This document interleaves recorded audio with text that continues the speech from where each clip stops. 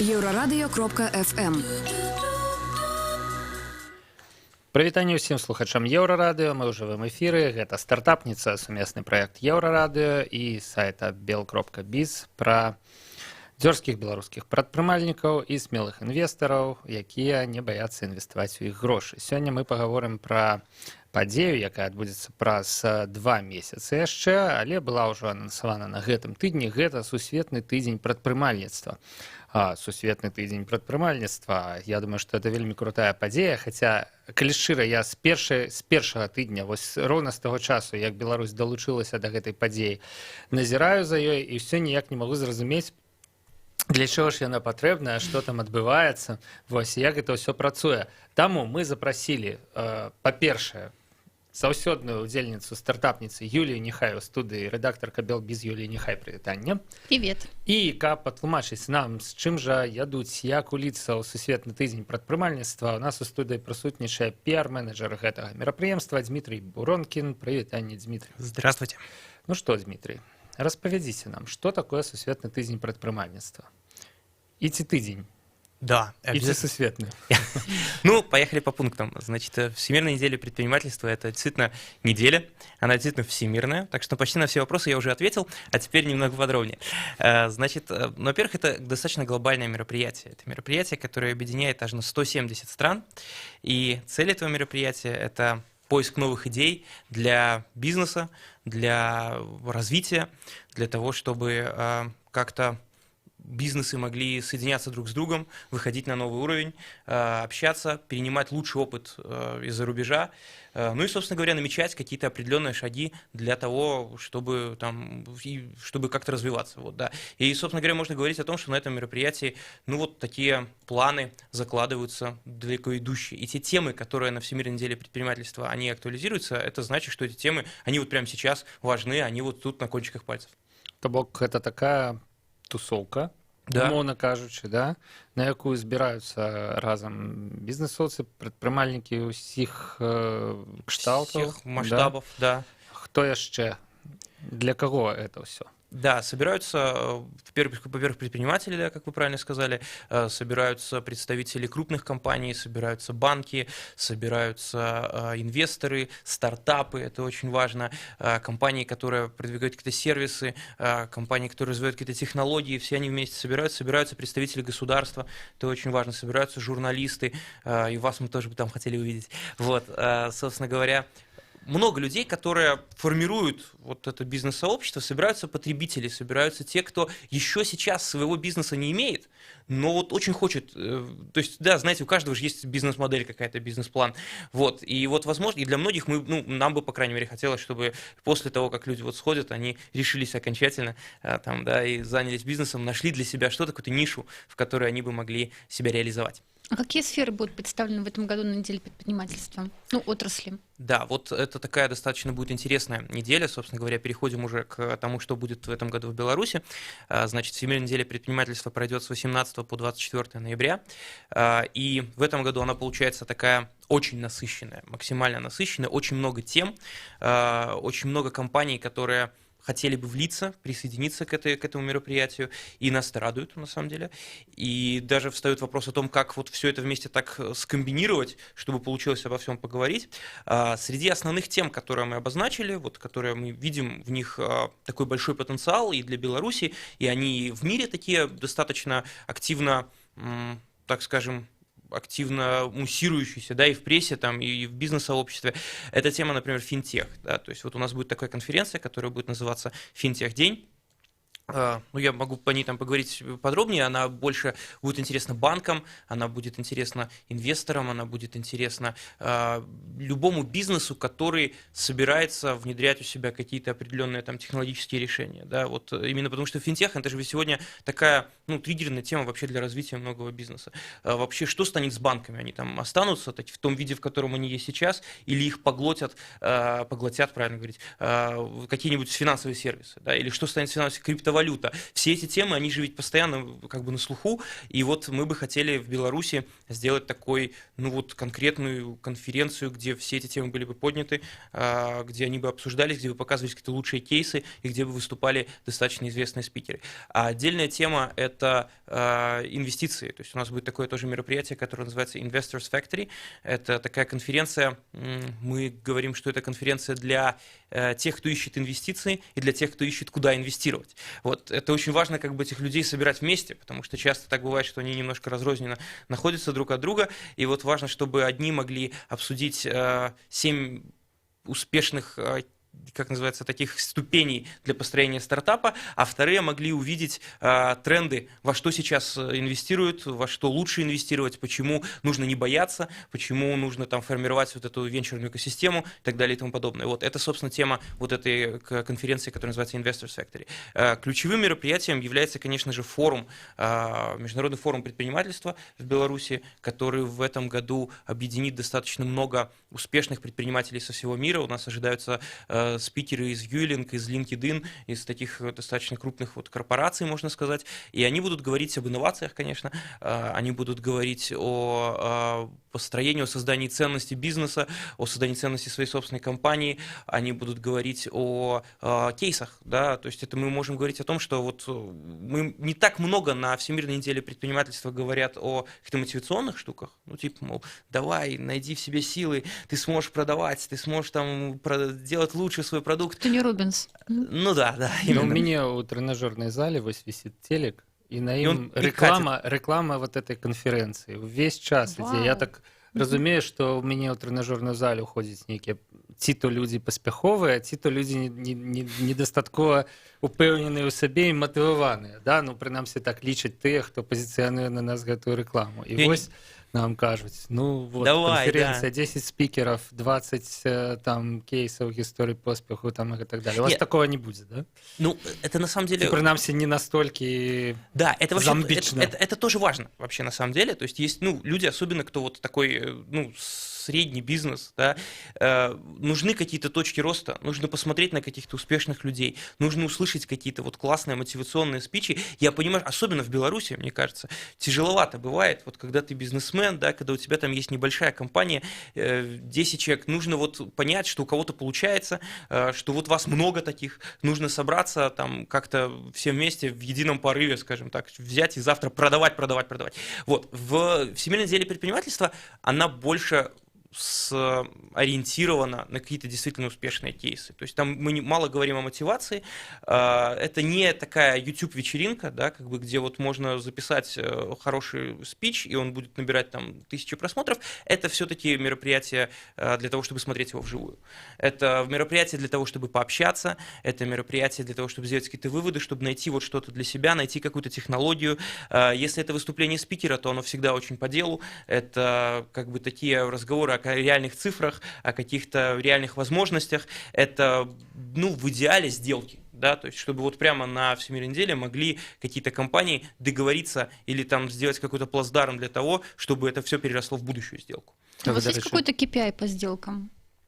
Ну, я не могу сказать, что вот мы прямо для себя установили, что вот мы должны сделать так, чтобы на Всемирной неделе вот столько-то сделок было заключено, и если их столько не будет заключено, то как бы все это провал. Да, конечно, KPI по сделкам никто себе не ставит, но вместе с тем мы понимаем, что, скорее всего, они будут заключаться. Да? То есть мы уже сейчас видим компании, которые говорят, что ну вот в рамках было бы здорово встретиться, и мы понимаем, что, может быть, вот будут какие-то определенные сподвижки, что будут какие-то решения приняты, и, ну, все это, конечно, нельзя там анонсировать, да, это дело каждого собственной компании, но вместе с тем мы понимаем, что это площадка, на которой люди встречаются, они что-то обсуждают, они, ну, добиваются каких-то определенных, ну, или ставят перед собой какие-то цели, ну и, соответственно, эти цели будут достигаться потихоньку.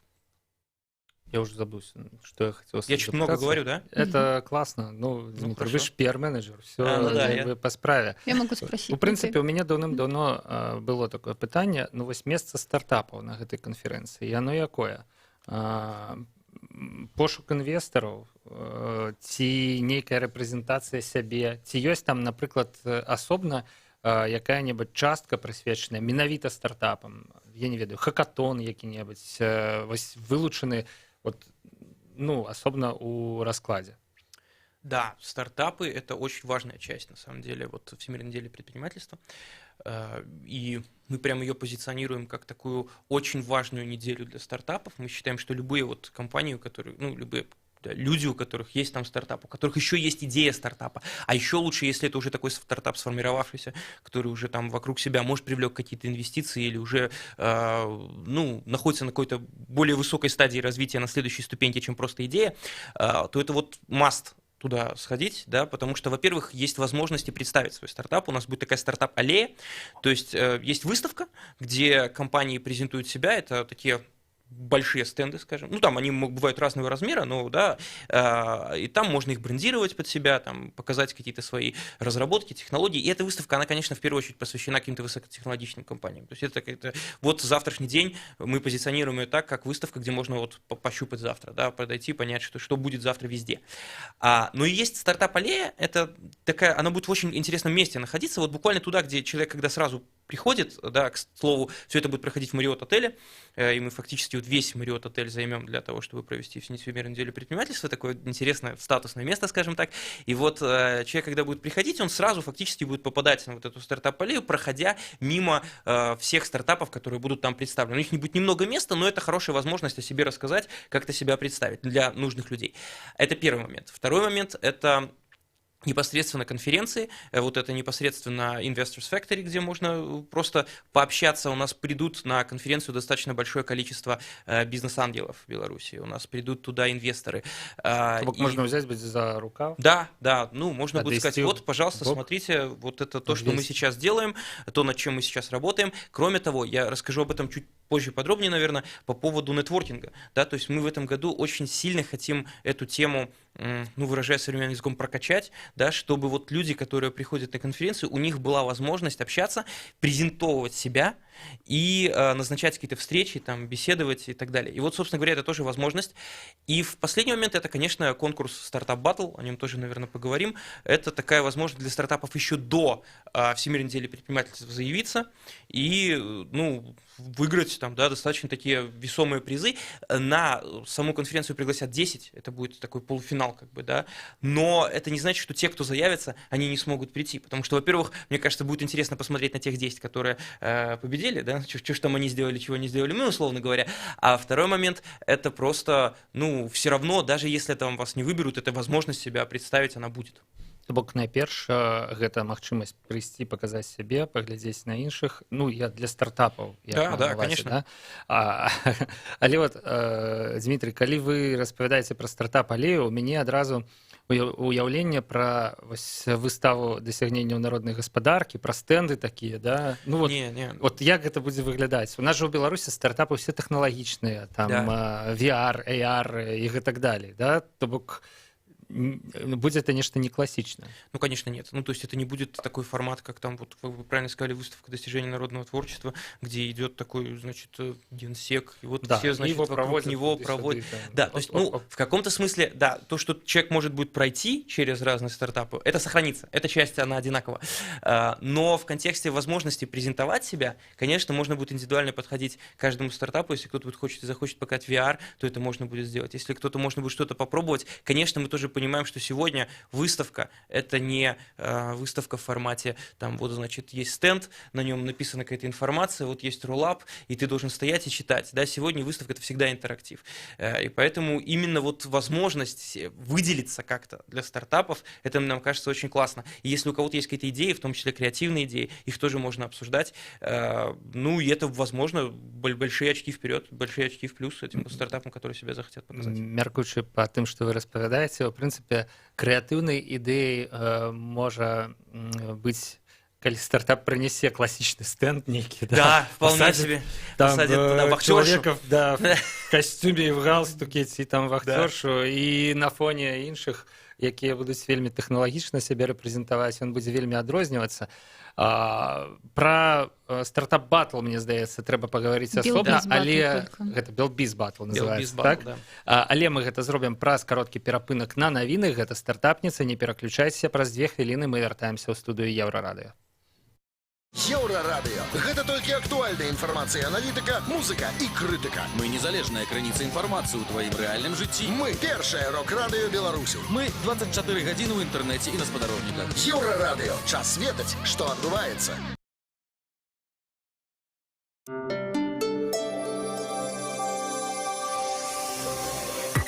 Еўрарадыё. Навіны наша справа. Вітаю, каротка пра асноўныя падзеі. Генпракурор Александр Канюк сустрэўся з маці асуджаных за наркотыкі Тацянай Каневскай і Ліянай Шубай. Па іх словах, сілавік хацеў больш і глыбей зразумець іх праблемы. На вясновай сесіі, нагадаю, дэпутаты парламента прынялі законапраект аб змяненні антынаркатычнага 328 артыкула крымінальнага кодекса. Ніжнія парогі пакарання па другой і трэцяй частках артыкула былі зніжаныя з 5 до 3 і з 8 до 6 гадоў адпаведна. Маці асуджаных дамагаюцца, каб тым, хто ўжо адбывае пакаранне па гэтых частках, таксама паменшылі тэрміны. На прыёме ў генпракурора Шуба з Канеўскай узнялі пытанне аб зніжэнні верхніх парогаў пакарання па артыкуле 328. Канюк адказаў, што гэта не вотчына ягонага ведамства і параіў звяртацца ў парламент. Больш падрабязна гісторыя пытання на еўрарадыё.фм. Пад Гродна з поля скралі 600 кілаграмаў бульбы, выкапалі за ноч і вывезлі. У дзень 18-го ўсё было скончана, бульбу выкапалі з дапамогай нейкай тэхнікі і вывезлі на аўто, агулам з поля скралі 600 кілаграмаў на 150 рублёў. Падазраваных у крадзежы шукаюць, па адпаведным артыкуле ўзбуджаная крымінальная справа. Цудоўным чынам у Брэсце ацалела дзіця. Яно не трапіла пад машыну, што ехала на чырвонае святло. Гэта было на скрыжаванні вуліц Сальнікава і Махновіча. Калі загарэлася зялёная, школьнікі пабеглі, але не ўбачылі, што на чырвонае едзе жоўтае аўто. Адзін з хлопчыкаў ці то заўважыў машыну, ці то яго паклікалі. Ён упаў на зямлю, каб спыніцца, і гэта выратавала жыццё. Машына праехала літаральна за некалькі сантыметраў ад ног дзіцяці. Кіроўца пастаяў некалькі секунд і з'ехаў. Можна паглядзець схему таго, што адбылося на нашым сайце еўрарадыё.фм.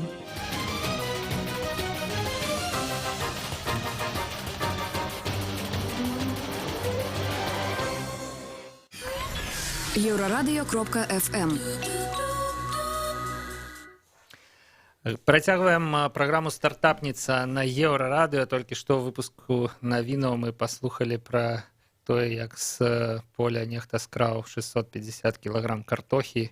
І зараз мы проста ад гэтай навіны пераносімся ў абсалютна іншы свет, у свет высокіх тэхналогій, у свет прадпрымальніцтва, таму што мы абмяркоўваем сусветны тыдзень прадпрымальніцтва, які пройдзе ў Беларусі праз 2 месяцы з 18 па 24 лістапада.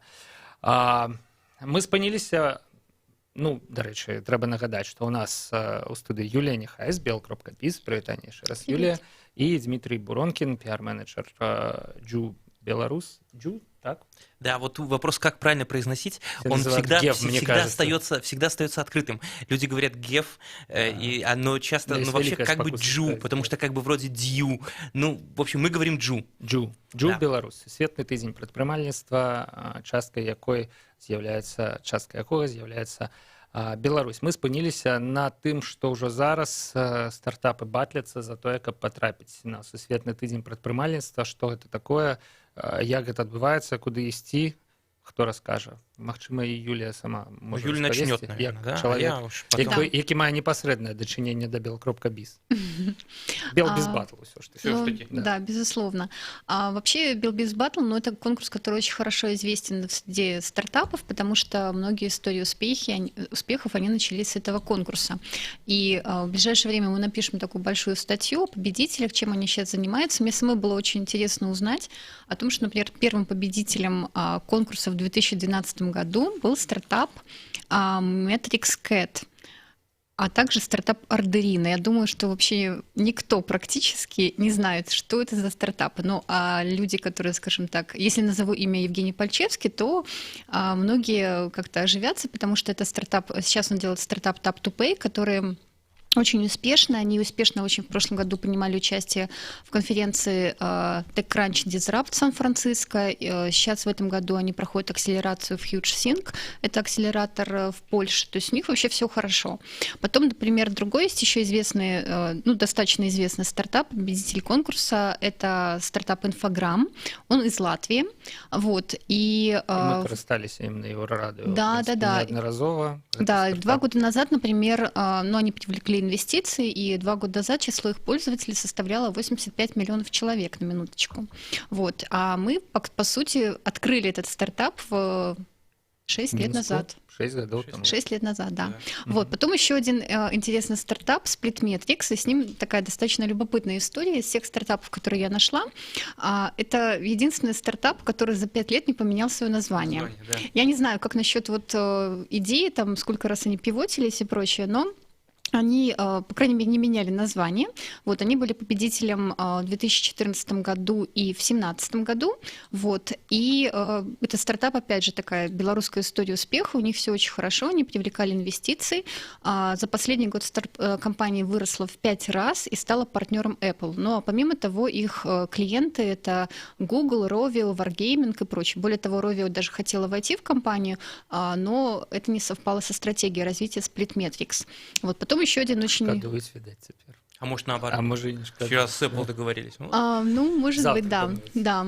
Докладно. Потом еще один стартап, который очень многие любят, Kuku.io. Он тоже становился победителем BillBiz Battle. Что еще могу сказать? Так что там робится? Як это отбывається? Что Это там виртуальное робится? спаборництво? Нет, некое? это Там не есть жюри, виртуальное. там есть питчи. Вось гэта трэба распавесці. Хорошо. Дима, расповеди. Да? Я рассказала о том, что это хороший конкурс, вообще в нем надо принимать участие, Или это полезно. создала плацдарм, для того, чтобы я уж по нем сейчас Давай. разбежался.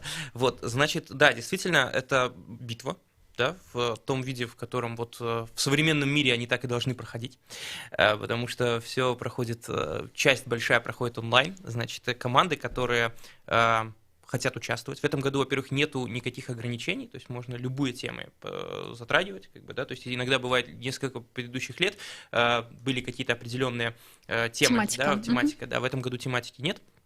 Значит, любой продукт это сделано для чего? Чтобы не проглядеть вот потенциально успешных, которые просто чуть-чуть не вписываются в тему и решили, нет, не будем участвовать, потому что мы не вписываемся. Да? В этом году любой стартап может принять участие. Значит, в идеале, конечно, здорово, если у стартапа уже есть какой-то собственный продукт, если, возможно, они уже там какие-то инвестиции привлекли, если они уже, на какой-то стадии такого более серьезного развития находятся. Нечто з себе уявляється, да, нечто из себя представляют, просто да. энтузиастов Точно. с гаража. Да? Но, с другой стороны, энтузиастов тоже интересно слушать, потому что идеи, которые вот у энтузиастов бывают, они-то ведь потом и превращаются в какие-то такие достаточно глобальные, суперизвестные бренды. Вот, поэтому, в общем, может принимать участие каждый. Значит, дальше команды, они должны заполнить заявку и такой прислать питч, вот, собственно говоря, на английском языке, организаторам. Дальше организаторы будут отсматривать все эти питчи. Прабач, пераб'ю. Гэта ўсё ўжо адбылося, я так Нет, разумею, вот сёлета. сейчас Ці мы якраз сказали, можна что зараз? вот сейчас прямо и самое время, чтобы отложить наушники, встать, пойти, Выдатно. позвонить друзьям, сказать: все, ребята, это наш час, мы начинаем. И пойти записывать, собственно говоря, этот питч. И вот если бы сейчас прямо кто-то прислал, было бы особенно, наверное, так легендарно, если бы они еще и выиграли. Вот, значит, в любом случае, это вот возможность прямо сейчас до 18 октября можно записать вот этот 3-минутный питч, зайти на сайт GBY и посмотреть, там есть форма, значит, туда можно его там отправить. Значит, потом дальше жюри будет оценивать эти питчи. И, собственно говоря, 10 команд, которые пришлют такие наиболее инновационные, перспективные заявки, они будут приглашены на Всемирную неделю предпринимательства. И в рамках после окончания вот как раз этой конференции Investors Factory, где будут инвесторы, где будут бизнес-ангелы, будет презентация этих команд. Собственно говоря, они будут уже питчиться. Так, есть такой глагол, да? Но уже на сцене. Питчить. Питчить, да, они будут питчить, правильно. Паміж собой питчиться, да? А между собой они питчатся. Не веду. Мяне ўвогуле это слово питч, оно выкликае ассоциации з Супер Марио, і там ён шукае принцессу Пич. І я вось думаю, ці ёсць у нас у Беларусі принцесса Пич? Цікаво. Ось така дзяўчына, Скрупуецца. бізнесовец, якая Ну, там просто такая... можа ўсіх перапітчыць просто, Точно, калі точно. сустрэнецца з імі. Ну, там еще дракон должен перед ней все время стоять и прыгать.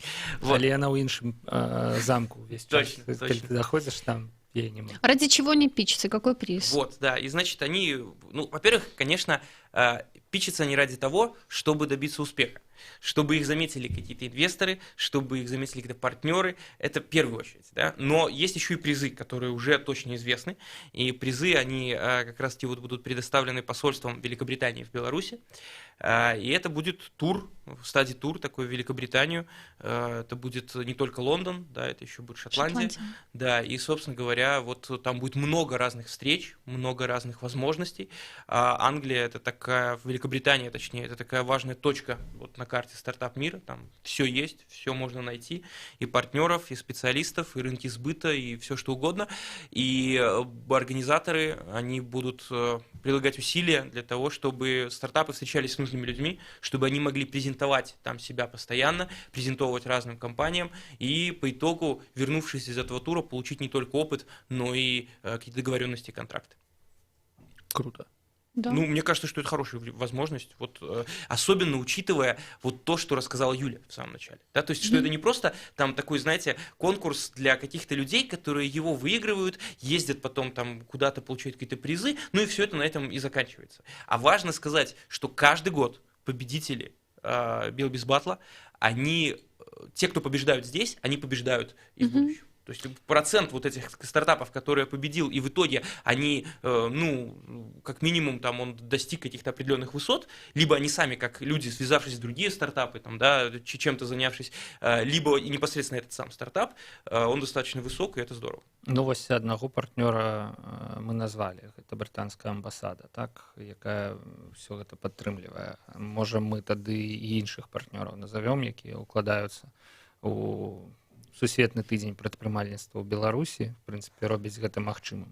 Да, у нас есть, конечно же, партнеры, это очень здорово, что у нас есть партнеры, которые с нами уже вот все 10 лет, 9 лет, да, сколько вот Всемирной неделе предпринимательства будет, сказал 10, потому что надеюсь, что в следующем году они тоже будут с нами.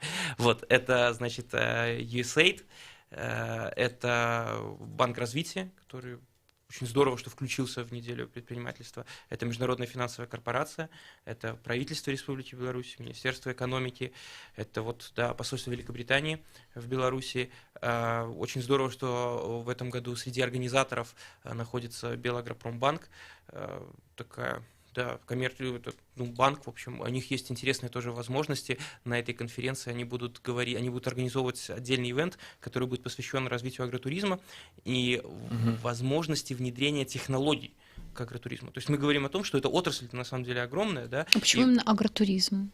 Ну, это же был Агропромбанк. Ну, не аграрный сектор в целом. Ну, потому что вот агротуризм – это хорошая отрасль, ну, много бизнесменов. Потенциал очень большой, на самом деле. Ну, да, налогов платят мало, самих агроусадеб много. И вопрос в том, что нам кажется, что нужны вот технологии какие-то для того, чтобы они развивались. Нам нужен ли, условно, белорусским агроусадьбам новый Бутинком? Такой агробутинком, да, или там дроны, или какие-то еще штуки. Это вот это все о том, что мы будем обсуждать. И генеральным партнером, собственно говоря, всей недели является банк Белвеб. Это коммерческий банк, который в последнее время себя позиционирует как очень прогрессивный. У них есть очень много интересных проектов для того, чтобы, ну, инновации поднимать на высокий уровень в контексте вот банковского дела. Это очень здорово, что вот они, присоединяясь к этой неделе, они, мне кажется, здорово так позиционируют себя как такой прогрессивный, очень инновационный, высокотехнологичный банк. То бок, у прынцыпе, сышліся дзяржаўныя, камерцыйныя банкі.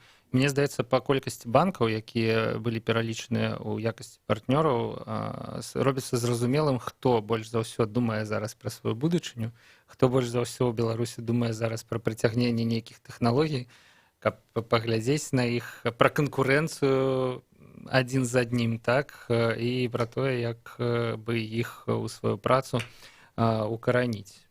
Да, да, очень здорово. Вот, ну, что, опять же, нужно сказать, что все-таки это площадка, да, видите, на которой встречаются разные интересы, и государственные, и бизнес, и находятся общие точки соприкосновения.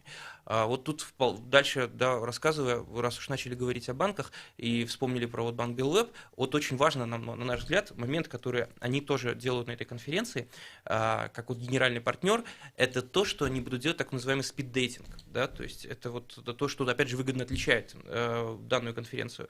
В том Вона плане... ёсць, а ў Да, іншых месцах няма. ну, У просто мяне это такой- спіддейтинг не з канферэнцыямі асацыюецца, Ну, калі што. Это Бурная и молодость. такі Современные. спосаб Вот знаёмства. сегодня спиддейтинг в рамках таких больших мероприятий, это такая будет возможность у белорусских бизнесменов, у любого человека, у которого есть там свой бизнес, либо он планирует его открыть, получить ответы на свои собственные вопросы от профессионалов. То есть будет организована зона такая, где будут сидеть, где будут находиться представители, там, юристы, где будут представители финансовых, там, ну, такие финансисты, скажем так, специалисты в области развития компаний, внутренних каких-то процессов. И любой человек, кто купит билет, да, кто придет на конференцию, на мероприятие, он сможет, если он заранее вышлет свои вопросы, это будет здорово, значит, он сможет получить более насыщенные, полные, емкие ответы. Если он просто их придумает вот непосредственно достаточно быстро, то тоже у него будет возможность подойти туда, в течение там 20 минут, условно говоря, он сможет получить ответы от настоящих профессионалов. А каждый, кто бизнесом занимается, у него всегда возникают вопросы в области юридической плоскости, в области финансов или в области развития. Поэтому, а там будут настоящие профессионалы сидеть, и вот эту зону, ее вот во многом вот организовывает как раз банк Белвеб, за что им, конечно, огромное спасибо. У прынцыпе, у нас засталося не вельмі шмат часу, але не магу не запытацца, на якіх умовах людзі могуць трапляць на гэтую канферэнцыю. Там трэба набываць квіткі, ці трэба праходзіць папярэднюю рэгістрацыю, як гэта ўсё адбываецца? Да, Сёлета і магчыма заўжды. Неделя, она состоит из множества мероприятий, они в течение всей недели. Очень вот важно сказать, что в этом году у нас будет не только мероприятие в Минске, но и у нас будет одно мероприятие в Бресте. Это первый региональный форум. Да? То есть сегодня движение в регионы – это такой своеобразный тренд, да, в Беларуси. Ну и мы, естественно, тоже хотим этих трендов придерживаться. И вот, собственно говоря, в Бресте будет мероприятие. И много будет других мероприятий, будут в Имагуру, мероприятия будут на разных площадках. Есть мероприятия бесплатные. На них можно просто зарегистрироваться на сайте JubyY.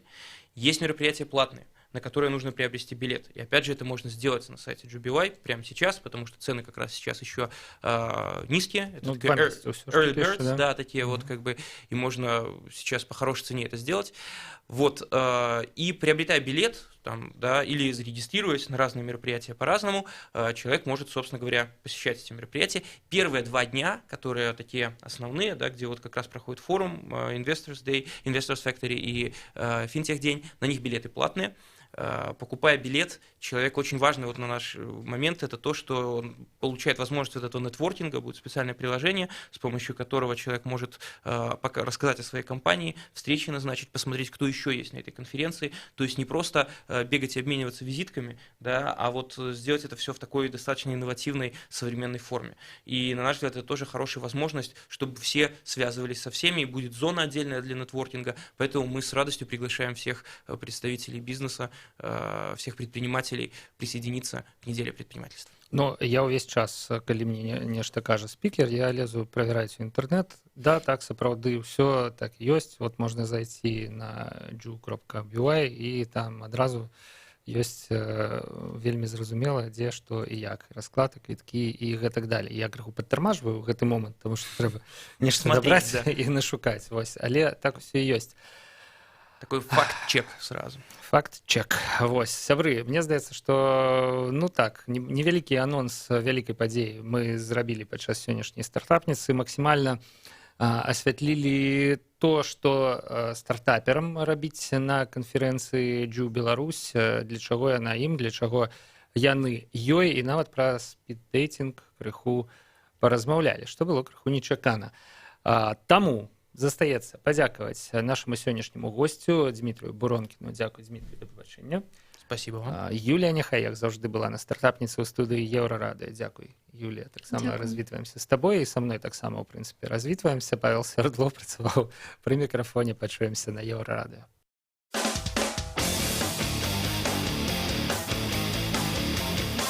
Еўрарадыё. Лаві нас кожны будні дзень на FM. Раніцай а 6 і ўвечары а 23.